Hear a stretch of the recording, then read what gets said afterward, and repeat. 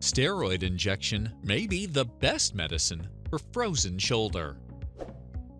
There are several different approaches to treating a condition called adhesive capsulitis, better known as frozen shoulder. This common condition causes significant shoulder pain and reduced mobility. While it generally goes away on its own over time, it can take up to a year or longer to heal.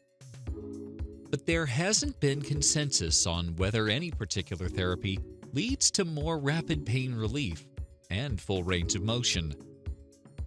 Researchers analyzed 65 different studies with more than 4,000 total participants and found that the first line of therapy should be to inject a steroid directly into the joint to reduce inflammation.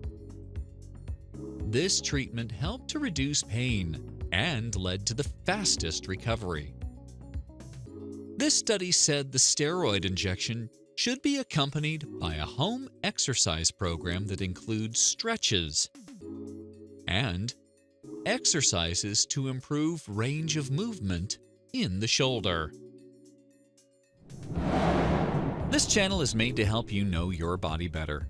Don't forget to subscribe and turn on notifications so you won't miss any videos in the future about your body.